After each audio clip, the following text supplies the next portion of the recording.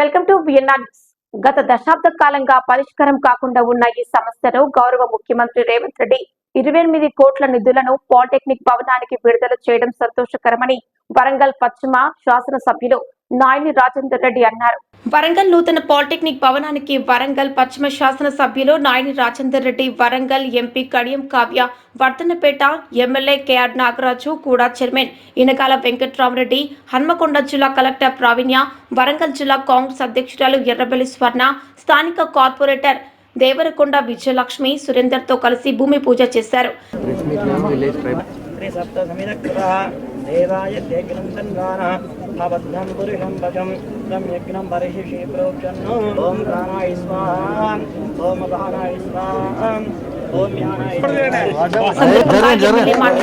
Warangal polytechnic భవనానికి తెలంగాణ రాష్ట్ర ప్రభుత్వం 28 కోట్ల నిధులు మంజూరు చేసిందని, భారతదేశంలో సాంకేతిక విద్యాభివృద్ధికి పునాదులు వేసింది.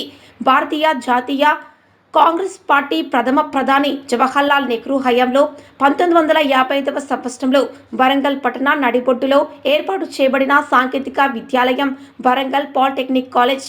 నాటి కాంగ్రెస్ ప్రభుత్వంలో సాంకేతిక విద్యాశాఖ మంత్రిగా ఉన్న జిల్లాకు చెందిన హయగ్రీవాచారి కూడా ఈ కళాశాలను ఎంతో అభివృద్ధి చేశారని అన్నారు.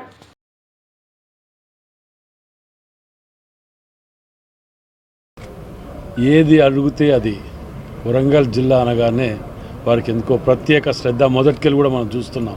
సంవత్సరంన్నర కింద ఉన్నటువంటి హనుమకొండ జిల్లాని, అంతకు ముందు ఇప్పుడున్న జిల్లాని మనం చూడండి. ప్రతి ఒక్కదానికి ఫండ్స్ ఏది అడిగితే అది ఇచ్చి నిర్మాణంలో ఉన్నాయి.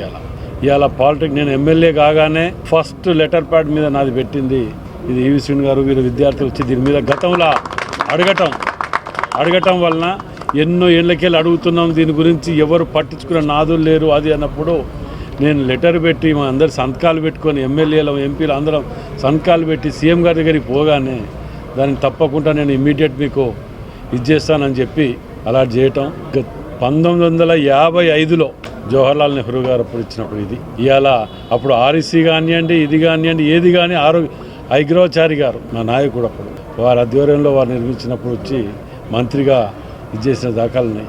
ఇవాళ మళ్ళా దీనికి అంత పెద్ద మేధావులు యోధులు ఇచ్చినటువంటి దానికి ఇవాళ 28 కోట్లు శాంక్షన్ తీసుకొచ్చి మేము ఇక్కడ కూర్చొని మేము ముందు మాట్లాడగలుగుతున్నామంటే జీవితంలో మాకు అంతకంటిగా కావాల్సింది ఏంటిది?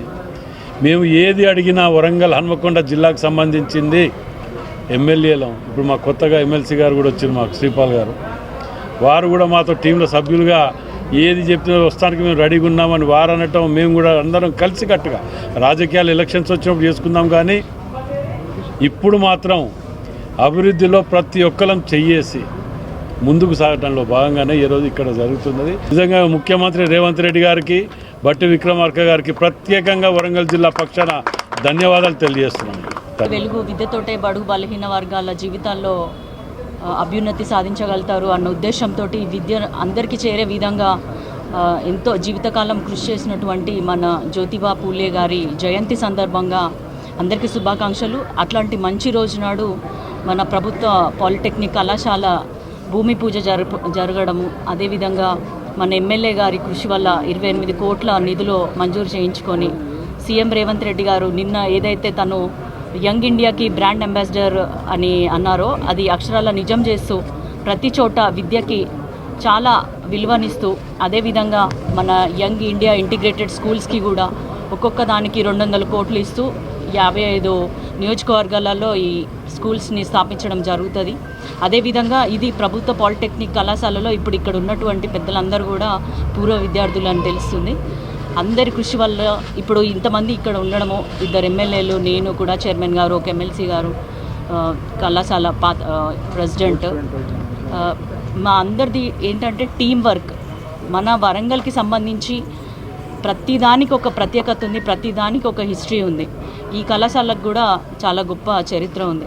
అదేవిధంగా వరంగల్కి సంబంధించి ఏ అభివృద్ధి కార్యక్రమం అయినా, మన కాస్పేట్కి సంబంధించి ఇట్లా ఏ విధంగా చూసుకున్నా కూడా అటు కేంద్రంలో కానీ ఇటు రాష్ట్రంలో కానీ వరంగల్కి రావాల్సిన నిధుల కోసము అహర్నిశలు మేము కష్టపడుతున్నాము. అందరం టీం వర్క్ చేస్తూ ముందుకు సాగుతున్నాము. రానున్న రోజులలో వరంగల్ ఇంకా అభివృద్ధి చెందుతుంది. మీరు అందరు దాన్ని చూడబోతున్నారని తెలియజేసుకుంటున్నాను.